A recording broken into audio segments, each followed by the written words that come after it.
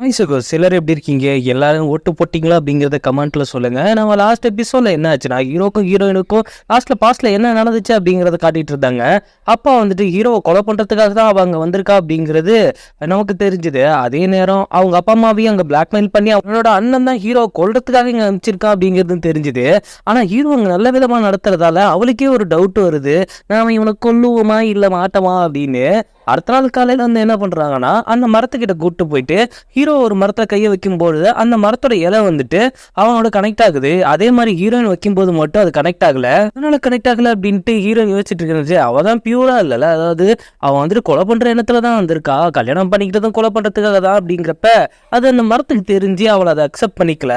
அதனால அவ கொஞ்சம் யோசிச்சுட்டு இருக்கும்போது ஹீரோ தான் சப்போர்ட் பண்றான். நீ இந்த பழங்குடியினர் இல்லல்ல, நீ வெளியில இருந்து வந்திருக்கல, அதனால அதை அக்செப்ட் பண்ணிக்க கொஞ்சம் டைம் எடுத்துக்குது போல, மற்றபடிலாம் எதுவும் பிரச்சனை இல்லை அப்படிங்கிற மாதிரி அவன் சமாதானப்படுத்திட்டு இருக்கான். அவளும் கேட்கிறா இந்த பந்தனா என்ன அப்படிங்கும்போது, அந்த மரத்தோட நம்மளோட உயிரும் ஒன்றிணையும், ஏதாவது ஒரு பிரச்சனைனா இந்த மரம் வந்துட்டு நம்மளை அது வந்து ப்ரொடெக்ட் பண்ணும், அதே மாதிரி அதுக்கு ஏதாவது பிரச்சனைனா நாம் அதை ப்ரொடெக்ட் பண்ணணும், அதுக்காக தான் நாம ரெண்டு பேரும் அந்த மரத்தோட இணையணும் அப்படிங்கிற மாதிரி சொல்லுவான். என்னதான் அவன் சொன்னாலும் அவனுக்கு ஹீரோயின் மேல லைட்டா டவுட் ஆரம்பிக்குது. ஏன்னா இப்போ வந்துட்டு அந்த மரமே அவன் அக்செப்ட் பண்ணிக்கலையே, அவ ஏதோ குழப்பத்துல இருக்கா மட்டும் அப்படிங்கிற மாதிரி அவனுக்கு தெரியுது. தன்னோட ரூமுக்கு போனோடனே அங்க வந்துட்டு அவன் அண்ணன் கொடுத்த கத்தி தான் எடுத்து பார்த்துட்டு இருக்கா. ஹீரோ கொல்றதுக்காக அந்த கத்தியை கொடுத்து வச்சிருப்பான். ஆனா அதை பார்த்துக்கிட்டு ஹீரோ கொல்றதுக்காக அவளுக்கு மனசே வர மாட்டேங்குது. அதை பத்தி அவ யோசிச்சுட்டு இருக்கா. அதே நேரம் வர மாதிரி இருக்கு. அது யாருன்னா வேற யாருமே கிடையாது, அவன் அண்ணன் அனுப்பி வச்ச அந்த பணியால் தான். அவன் வந்துட்டு நீங்க பிளான ரொம்ப ஸ்லோ பண்ற மாதிரி இருக்குது சிலவரசி, ஒருவேளை அவர் மீது உங்களுக்கு நல்ல அக்கறை வந்துருச்சோ இல்ல காதல் வந்துருச்சா அப்படிங்கிறது எனக்கு தெரியல, அதனால உங்க அண்ணன் உங்களுக்காக ஒரு சின்ன பரிசு கொடுத்து அனுப்பிச்சிருக்காரு அப்படின்னு ஒரு விரலோட நகத்தை எடுத்து காட்டுறா. அப்போதான் புரியுது அவங்க அம்மா வந்துட்டு இவன் இங்க வரும்பொழுது அவங்க கையில ஒரு கட்டு போட்டிருப்பாங்கல்ல, அவன் ஒவ்வொரு நகத்தையும் புடுங்கி அனுப்பிச்சு வச்சிருக்கானா என்ன அப்படிங்கிறது தெரியல. இதை பார்த்தோன்னே செம்ம கடுப்பாகிட்டு, நீ இப்படியெல்லாம் பண்ணி தான் நான் அங்கே கொல்லணும் அப்படின்னு ஒன்றும் அவசியம் இல்லை, நானே கொல்லுவேன், அதை கொஞ்சம் சீக்கிரமா பண்ணா நல்லா இருக்கும், இல்லைன்னா அவங்க அண்ணனுக்கு நானே ஒரு லெட்டர் எழுதி போட்டு உங்க தங்கச்சி இங்க வந்துட்டு அவங்க கொல்ல மாட்டேங்கிறாங்க, நம்ம பிளானை நாம எக்ஸிக்யூட் பண்ணுவோம் அப்படின்ட்டு ஒரு வார்த்தையை சொன்னோன்னா அங்க இருக்கிற உங்க அப்பா அம்மாவும் க்ளோஸு, இங்க இருக்கிற ஹீரோவும் க்ளோஸு, எல்லாம் உன்னோட கையில தான் இருக்கு அப்படிங்கிற மாதிரி அவ பிளாக்மெயில் பண்ணிட்டு இருக்கா.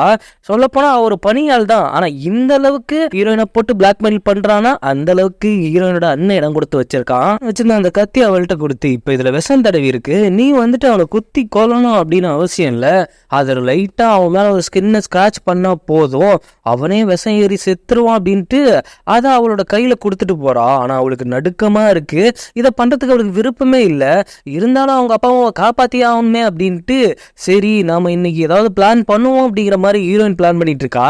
அதே நேரம் வந்துட்டு ஹீரோ யோசிச்சுட்டு இருக்கான். அவ வந்ததுல இருந்து நார்மலா இல்லை, ஏதோ ஒரு குழப்பத்திலேயே இருக்கா, அது இல்லாம அவ செய்யற செய்கைக்கும் எந்த ஒரு சம்பந்தமே இல்லை, ஏதோ ஒரு பிரச்சனையில இருக்கா, பேசாம நாம ஏதாவது தெரிஞ்சுப்போமா அப்படிங்கிற மாதிரி யோசனையா உட்காந்துட்டு இருக்கும் பொழுது அவனோட அஸ்டர் வந்துட்டு, ஹீரோயினுக்கு வந்துட்டு இந்த படம் வரையறதுலாம் ரொம்ப பிடிக்குமா, ஆனா இங்க கல்யாணம் பண்ணிட்டு வந்ததுக்கு அப்புறம் தான் அவங்க வரைஞ்சதே இல்லை, அதனால கூட அவங்க அப்செட்டா இருக்கலாம் அப்படின்னு சொன்னோன்னே சரி அதுக்காக அரேஞ்ச் பண்ணுவோம் அப்படின்ட்டு ஆனது ஹீரோயின் யோசிச்சுட்டு இருக்கா.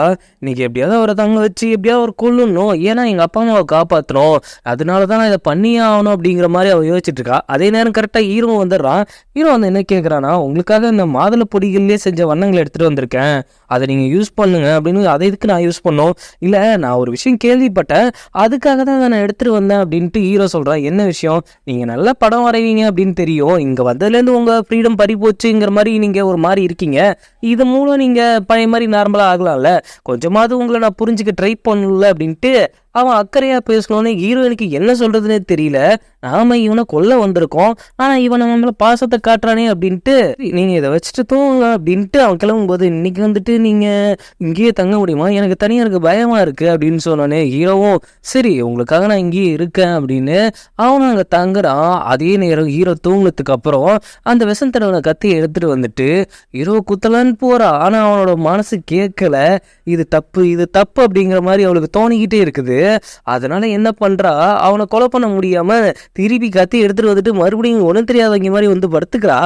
அடுத்த நாள் காலையில ஹீரோயின் போயிட்டு அந்த கத்தியை காட்டுக்குள்ள ஒரு இடத்துல போயிட்டு மறைச்சு வைக்கிறா. ஆனா இதை ஹீரோவும் அவனோட அஸ்டனும் தூரத்துல இருந்து பாத்துடுறாங்க. இவ ஏதோ மறைக்கிறா, ஏதோ ஒரு பிரச்சனையில இருக்கான்னு மட்டும் அவனுக்கு டவுட் வந்ததுக்கு இவ்வளவு தூரம் அவன் கண்டுபிடிச்சிட்டான். இதுக்கப்புறம் ஹீரோனோட நிலைமை என்ன ஆக போகுதுன்னு தெரியல. ஏன்னா அங்கேருந்து போனோடனே ஹீரோ அசிஸ்டண்ட்டும் போயிட்டு அவ என்ன புதைச்சி வச்சா அப்படின்னு எடுத்து பார்க்கும்போது அது கத்தியா இருக்கு.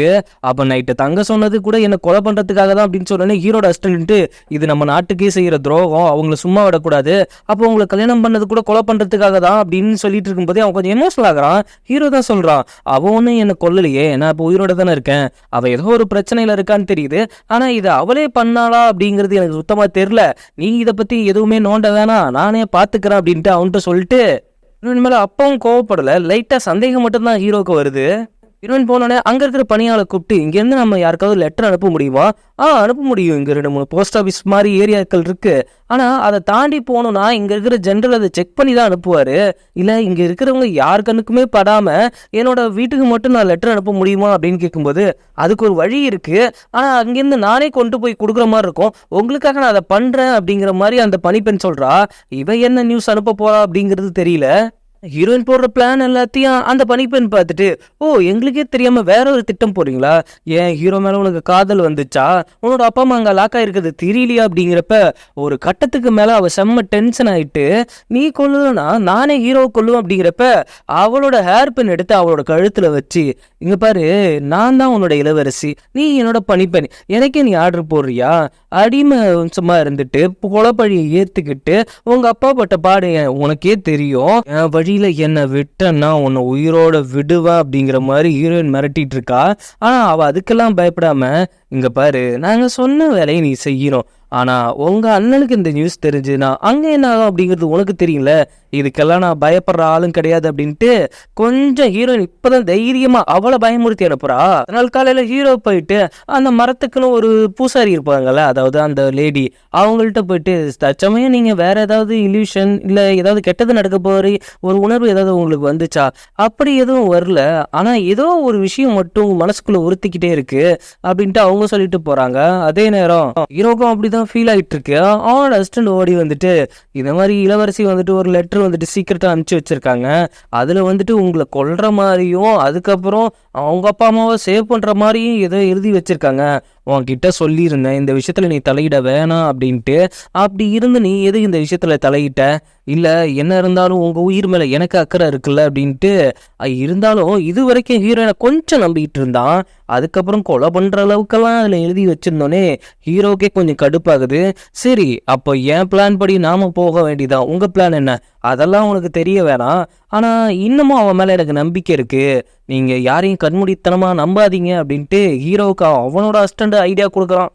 ஹீரோ நீங்க வெளியிட போற மாதிரி இருக்கு. ஹீரோ வந்துட்டு எங்க போறீங்க அப்படின்னு கேட்கிறப்ப அவ அப்போ ஒன்னும் சொல்லுவாளா பொய் சொல்லுவாளா அப்படின்னு பாக்குறப்ப கரெக்டா அவ என்ன சொல்றானா, இந்த மாதிரி ஒரு லெட்டர் விஷயத்துக்காக தான் போறேன், எங்க ஃபேமிலிகிட்ட இருந்து ஒரு லெட்டர் வர வேண்டியது இருக்கு, அந்த லெட்டர் வாங்க தான் போறேன் அப்படின்னு ஒரு உண்மையை சொல்லிடுறா. அதனால ஹீரோக்கு கொஞ்சம் அவன் மேல நம்பிக்கை வருது. சரி நானும் வரேன், உங்களுக்கு எல்லாம் இந்த இடம்லாம் தெரியாதுல்ல, அதனால நானும் உங்க கூடயே வரேன் அப்படின்ட்டு அவனும் கூடயே போறான். அங்க இருக்கிற மக்கள் எல்லாம் சந்தோஷமாவும் அப்படியே ஒரு ஹாப்பினஸோட இருக்கிறத பார்த்துட்டு ஹீரோனுக்கு ரொம்ப சந்தோஷமா இருக்கு. ஆமா இங்க இருக்கிற போஸ்ட் ஆஃபீஸ் எப்படி ஒர்க் ஆகுது அப்படின்னு தெரிஞ்சுக்கணும் அப்படிங்கும்போது இங்க 2-3 போஸ்ட் ஆஃபீஸ் இருக்கு, இருந்தாலும் ஒரு சில லெட்டர் வந்துட்டு கான்ஃபிடென்ஷியலா போகும், ஒரு சில லெட்டர் வந்துட்டு சீக்ரெட் இல்லாம சும்மா மக்களுக்காக நாங்க யூஸ் பண்றோம், அந்த மாதிரி தான். அப்போ என்னோட லெட்டர்னா சீக்கிரட்டாக தான் போகுமா இல்லை யாராவது செக் பண்ணுவாங்களா அப்படின்ட்டு கேட்டுட்டு இருக்கும்போது அப்படிலாம் ஒன்றும் இல்லை, எல்லாருமே இங்கே பொதுவான ஆள் தான் அப்படிங்கிறப்ப அப்பாடா அப்போ நம்ம லெட்டரை செக் பண்ணியிருக்க மாட்டாங்க அப்படின்ட்டு அவன் சந்தோஷமா இருக்கா. ஆனால் ஆல்ரெடி அவங்க லெட்டரை செக் பண்ணி இவ கொலை பண்ண தான் வந்திருக்கா அப்படிங்கிறத கண்டுபிடிச்சிட்டாங்க. அப்படியே அங்கே ஒருத்தன் வந்துட்டு ஒரு செடியை விற்கிறதுக்காக நிற்கிற மாதிரி இருக்கு. அந்த செடியை அவங்க விற்கிறதுக்காக நிற்கிறாங்களா, இல்லை அதெல்லாம் போய் விசாரிக்காது, விற்கிறதுக்காக இல்லை, தான் மனசுக்கு பிடிச்ச ஒரு பொண்ணுக்காக அந்த செடியை வச்சுட்டு நிற்கும் போது அந்த பொண்ணு அங்கே நேரில் வரும்போது அதுல இருந்து பூக்கள் பூக்கும், அதுக்கப்புறம் அப்படியே அவங்க 2 பேரும் ஒன்னா வாழ்வாங்க அப்படிங்கிற மாதிரி ஒரு இப்படிலாம் இருக்குமா அப்படிங்கிறது எனக்கே டவுட்டா இருக்கு. சரி இதுக்கு நைட்டு வந்துட்டு ஒரு புதுசா சேர்ந்த காதல் ஜோடிகள் எல்லாம் சந்தோஷமா அவங்க டான்ஸ் ஆடுவாங்க, அதை வாங்க நம்ம போய் பார்க்கலாம் அப்படின்ட்டு ஹீரோ அவளை கூப்பிட்டு போறான். அங்கே போனால் அந்த இது டான்ஸை ரொம்ப என்ஜாய் பண்ணுறாவ. அப்படி பண்ணிகிட்டு இருக்கும்போது மேலே இருக்கிற நட்சத்திரங்களை பார்த்துட்டு அது என் பக்கத்தில் இருந்தால் எனக்கு ரொம்ப பிடிக்கும், நான் நிறைய டைம் யோசிச்சிருக்கேன் அது பக்கத்தில் வராதா அப்படின்ட்டு சரி இப்போ என்ன உன் நட்சத்திரத்தை பக்கத்தில் பார்க்கணும் அவ்வளோதானே அப்படின்னு இந்த துணியால் கண்ணை கட்டிக்கோ, கரெக்டாக நான் நட்சத்திரத்தை பக்கத்துலேயே கொண்டு போய் விடுறேன் அப்படின்னு அவன் அந்த 2 மரங்களுக்கு மத்தியில் கொண்டு போய் விட்டு அதோட சக்தியிலிருந்து இந்த பனி பொழியிற மாதிரி ஒரு விண்மீன்களை கொண்டு வந்தால அதே மாதிரி மறுபடியும் கொண்டு வரான். அது அவளுக்கு புதுசா இருக்கு, இது ரொம்ப அழகா இருக்கு, எனக்கு ரொம்ப பிடிச்சிருக்கு அப்படிங்கும்போது அந்த சந்தோஷத்துல இருக்கும்போது அந்த பனித்துகள் ஆனது அவளோட உடம்புக்குள்ளேயே போகுது. அப்படி போயிட்டு உடனே சடனா ஹீரோயின் மயக்கம் போட்டு விழுந்துடுறா. இதுக்காக தான் நான் இங்க உன்னை கூப்பிட்டு வந்தேன். நான் கொஞ்ச நாள் இங்க இருக்க போறதில்ல. நான் வந்துட்டு இங்கேருந்து கொஞ்ச நாள் விலகி இருக்க போறேன். அது இல்லாம உனக்கு என்ன பிரச்சனை? நீ என்ன பிரச்சனையை கொண்டு வந்திருக்க? எதனால நீ என்னை கொல்ல வந்திருக்க அப்படிங்கிறதையும் தெரிஞ்சுக்கணும்னா, நான் இங்க இருக்கக்கூடாது. நான் இங்க இருந்தா நீ வந்துட்டு என்னை கொல்ல ட்ரை பண்ணுவ. அது உனக்கு நல்லாவே தெரியும். நான் இங்க இல்லைன்னா தான் எல்லா விஷயத்தையும் கண்டுபிடிக்க முடியும் அப்படின்ட்டு அவளை கொண்டு போய் வீட்டில் விட்டுட்டு லெட்டரை எழுதி வச்சுட்டு போறான். அதுலயும் அதே மாதிரி தான் எழுதியிருக்கான். நான் கொஞ்ச நாள் இங்க இருக்க மாட்டேன். கொஞ்சம் பார்த்து பத்திரமா இருங்க. என்னோட பணிப்பெண் வந்துட்டு உங்களை நல்லா பார்த்துப்பா. ஏதாவது ஒரு விஷயம் என்கிட்ட சொல்லணும்னா கூட நீங்க லெட்டர் மூலயமா அனுப்பலாம் அப்படிங்கிற மாதிரி சொல்லிட்டு போனோன்னே அவனோட பணிப்பெண்ணை கூப்பிட்டு அவர் எங்க போயிருக்காரு அப்படிங்கிறது உங்களுக்கு தெரியுமா? தெரியும், ஆனா எதையும் சொல்லக்கூடாது அப்படின்னு சொல்லியிருக்காங்க.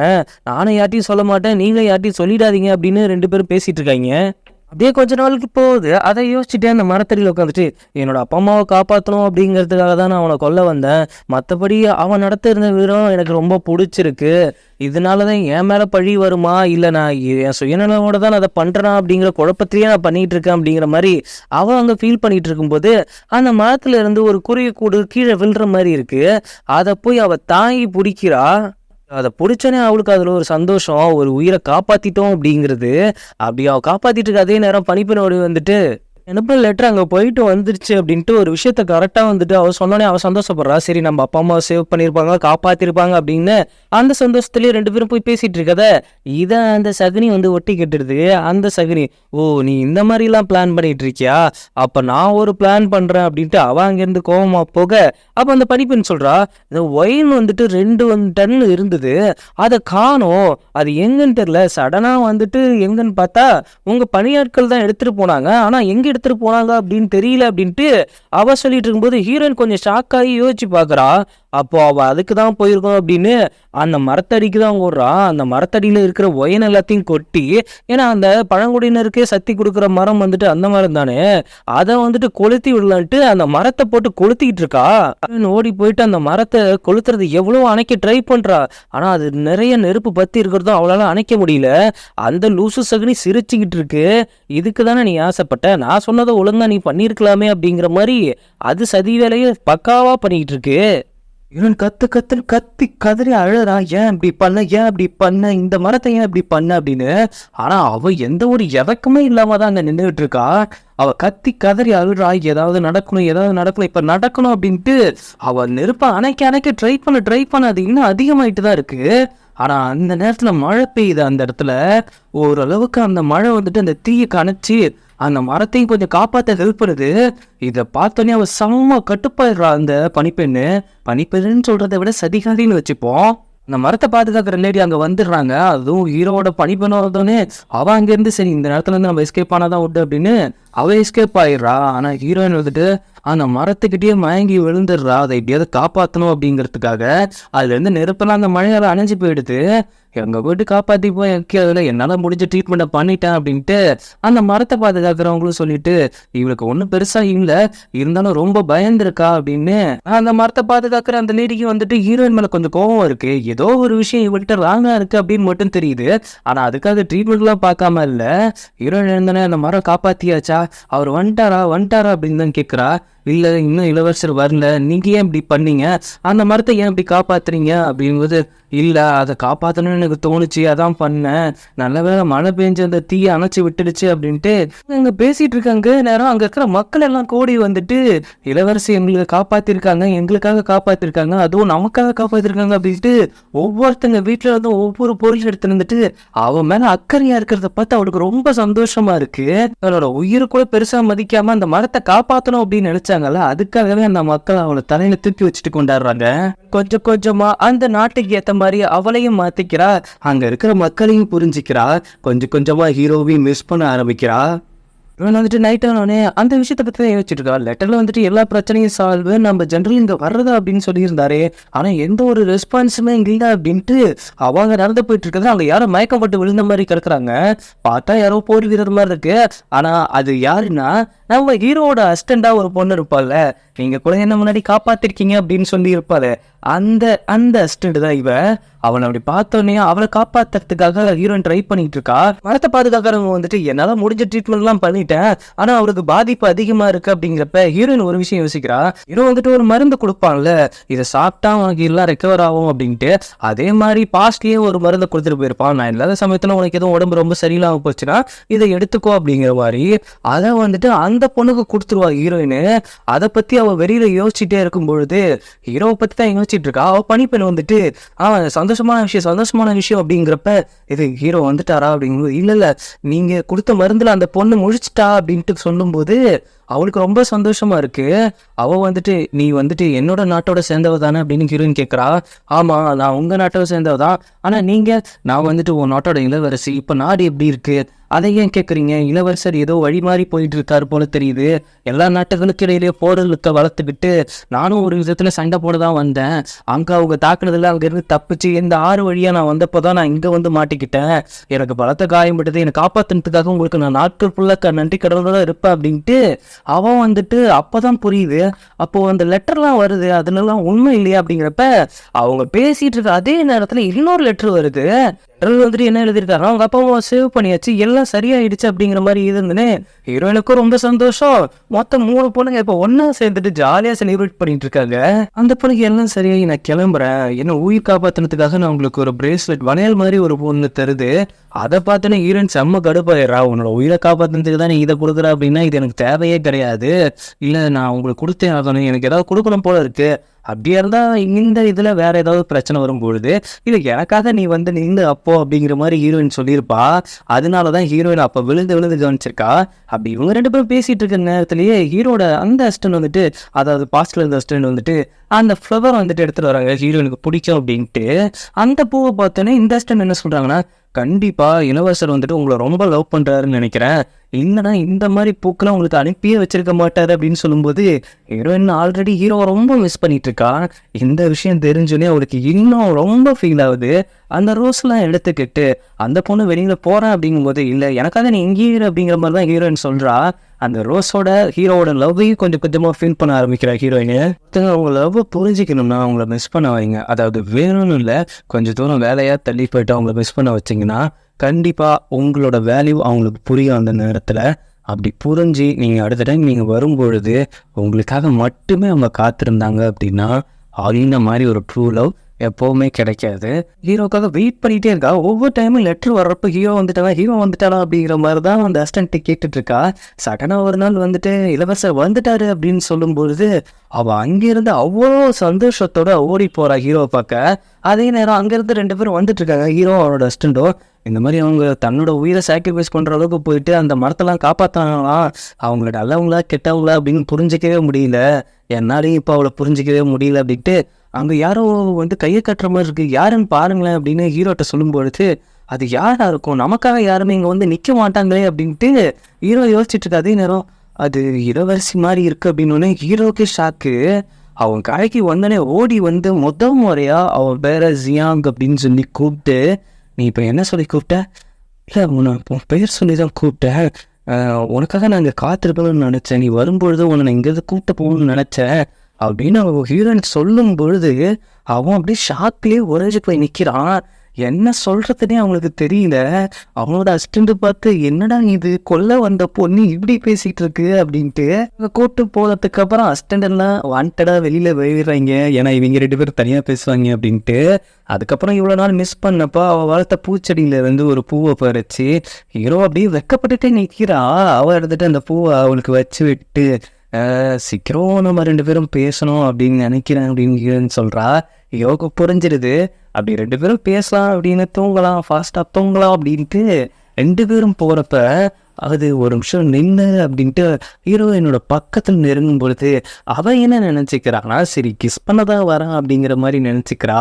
ஆனா அவன் தலையில வந்துட்டு அந்த பூ பறிச்சு அவ காலில் வச்சு விடுவான்ல, அப்போ சின்ன ஒரு இதழ் மாதிரி அவ தலையில இருந்திருக்கும், அதை தான் எடுத்து கொடுப்பான். உடனே இதுதானா அப்படின்ட்டு டச் பண்ணும்போது 2 பேரோட கைன்னு டச் ஆகிக்குது. அப்படியே கொஞ்சம் கொஞ்சமா அப்படியே 2 பேரும் ஹை ஹோல்டு பண்ணி கண்ணோட கண் பார்த்து வெக்கம் அதிகமாகி இதோட இந்த எபிசோட் முடியுது. அடுத்த எபிசோடில் சொல்கிறேன் என்ன நடந்துச்சு அப்படிங்கிறத. இந்த எபிசோட் உங்களுக்கு எந்த அளவுக்கு ஃபீலிங் கொடுத்துச்சு அப்படிங்கிறத கண்டிப்பாக கமெண்ட்டில் சொல்லுங்கள். என்னோடய வீடியோ உங்களுக்கு பிடிச்சிருந்தா லைக் பண்ணுங்கள், ஷேர் பண்ணுங்கள், சப்ஸ்கிரைப் பண்ணுங்கள், நோட்டிஃபிகேஷன் பெல் பட்டனை கண்டிப்பாக கிளிக் பண்ணுங்கள் சப்போஸ்.